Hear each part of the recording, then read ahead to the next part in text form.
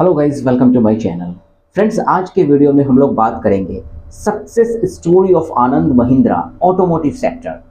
आनंद महिंद्रा की वो कहानी के बारे में जो उन्होंने ऑटोमोटिव सेक्टर में सक्सेस हासिल किया। इस टॉपिक पे आज हम बात करेंगे। फ्रेंड्स, आनंद महिंद्रा का जन्म 1 मई 1955 को हुआ था मुंबई में। उसके बाद क्या हुआ कि जब वो बड़े हुए तो यूएसए चले गए फोटोग्राफी और फिल्म मेकिंग में अपना करियर बनाने के लिए। स्टार्टिंग में आनंद महिंद्रा यूएसए गए और वहाँ फोटोग्राफी और फिल्म मेकिंग में अपना करियर बनाने लगे। इस बीच में उनके जो फैमिली है वो हमेशा उनको कहते थे कि आनंद, तुम आ जाओ अपने इंडिया और अपने फैमिली बिजनेस को ज्वाइन कर लो, महिंद्रा एंड महिंद्रा, है ना, महिंद्रा एंड महिंद्रा को ज्वाइन कर लो। फैमिली के बार बार कहने के बाद वो यूएसए से इंडिया आए और अपना बिजनेस को ज्वाइन किए, फैमिली बिजनेस को ज्वाइन किए, महिंद्रा एंड महिंद्रा को एज अ जूनियर एम्प्लॉय के तौर पे। फ्रेंड्स, आपको मालूम है कि महिंद्रा एंड महिंद्रा के जो चेयरमैन है, जो एमडी है आनंद महिंद्रा, स्टार्टिंग के टाइम पे जब वो ज्वाइन किए यूएसए से, वो अपना कैरियर बनाने चले गए थे यूएसए में फिल्म मेकिंग और फोटोग्राफी में।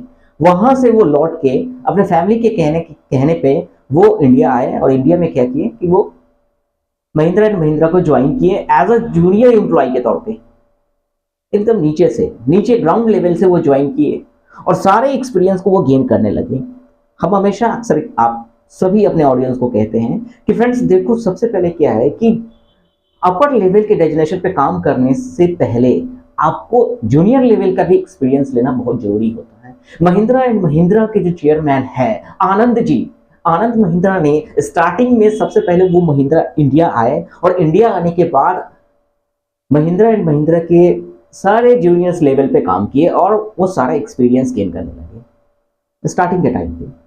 और बाद में जाके सारे एक्सपीरियंस को लेने के बाद 2012 में वो चेयरमैन बने महिंद्रा एंड महिंद्रा ग्रुप का। महिंद्रा एंड महिंद्रा ग्रुप का तब जाके 2012 में आनंद जी ने ज्वाइन किया और चेयरमैन।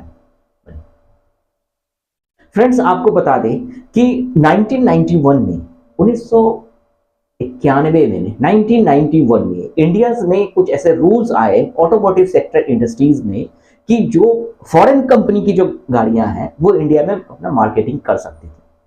कुछ ऐसा रूल्स आया इंडिया में कि 1991 में कि फॉरेन की जितनी भी गाड़ियां हैं ना वो आप इंडिया में अपना बिजनेस कर सकते हैं। तो उस समय में क्या है कि जितने भी बड़ी बड़ी कंपनियां हैं फॉरेन कंपनी, जैसे सुजुकी हो गया, हुंडई हो गया, ये सब सारा कंपनी जो है इंडिया में बिजनेस करना स्टार्ट कर दी। उस टाइम पे क्या है कि ऑटोमोटिव सेक्टर में भारत के जितने भी ऑटोमोटिव सेक्टर है, भारत के जितने भी ऑटोमोटिव कंपनियां हैं, सारे कंपनी स्ट्रगल में आ गए। सारे कंपनी जैसे मान लो कि महिंद्रा हो गया, टाटा मोटर्स हो गया, तो ये इंडियन कंपनी सारे स्ट्रगल्स में आ गए क्योंकि फॉरेन की जो गाड़ियां थी वो काफी स्टाइलिश थी और काफी अच्छा फीचर्स उसमें होते थे। तो वहां क्या है कि मार्केटिंग रेशियो, उनका जो बिजनेस का जो रेवेन्यू है वो डाउनफॉल नीचे की ओर होने लगा। 1991 में जब इंडिया में ऐसा रूल आया कि बाहर की जितनी भी गाड़ियां हैं, जो फॉरेन की जितनी भी गाड़ियां हैं वो जो भारत में वो अपना बिजनेस कर सकते थे। उस समय में क्या है कि विदेशी जितनी भी कार होती थी, जैसे मान लो सुजुकी हो गए, हुंडई हो गए, वो थोड़ा स्टाइलिश होता था और फीचर्स भी उसमें ज्यादा होते थे इंडियन गाड़ी की अपेक्षा, टाटा मोटर्स की अपेक्षा, महिंद्रा की अपेक्षा। ठीक है, तब आनंद महिंद्रा ने क्या किया कि उस टाइम पे पवन गोयनका को लाए अपनी कंपनी में। जी हाँ, पवन गोयनका ऑटोमोबाइल इंडस्ट्रीज में Pawan Goenka engine technology specialist के नाम से जाने जाते हैं। Engine technology specialist Pawan Goenka Mahindra and Mahindra group में वो ज्वाइन किए ऑटोमोटिव सेक्टर में। और आनंद महिंद्रा ने उनको कहा कि देखिए, एक्चुअली क्या है कि भारत जो है, इंडिया जो है वो एक ज्वाइंट फैमिली है।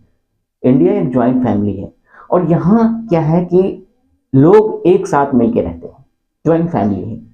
तो आप एक ऐसे कार को बनाओ, ऐसे कार डिजाइन करो, एक ऐसे एक्सयूवी डिजाइन करो जो 7 या 5 सीटर, 6 एंड 7 सीटर की गाड़ी हो और काफी कंफर्टेबल हो, फीचर्स भी हो, सब कुछ हो, ऑफ रोडिंग में भी गाड़ी अच्छी तरह से परफॉर्म करे। कुछ इस तरह से गाड़ी आप डिजाइन करके बताओ।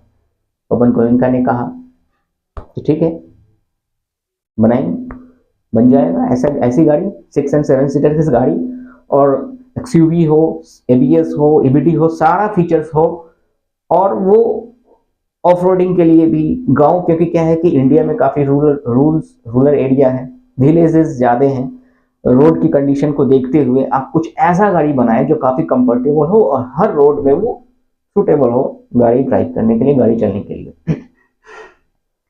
तब पवन गोयनका ने क्या किया कि 2002 में स्कॉर्पियो लॉन्च किया। पवन गोयनका ने 2002 में स्कॉर्पियो बना दिया।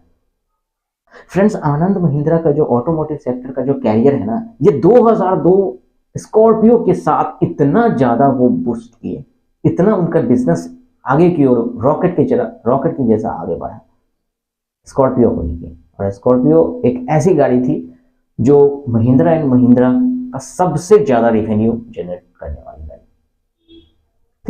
फिर आनंद महिंद्रा ने क्या किया कि साउथ कोरिया की एक कंपनी थी सैंगयोंग, साउथ कोरिया की कंपनी थी सैंगयोंग कंपनी, जो कि ग्लोबल ऑटो मार्केटिंग के नाम से जाने जाती थी। एक बार क्या हुआ कि ये साउथ कोरियन कंपनी की जो सैंगयोंग कंपनी है, ये सैंगयोंग क्या हुआ कि वो बर्बाद होने की कंडीशन में आ गए।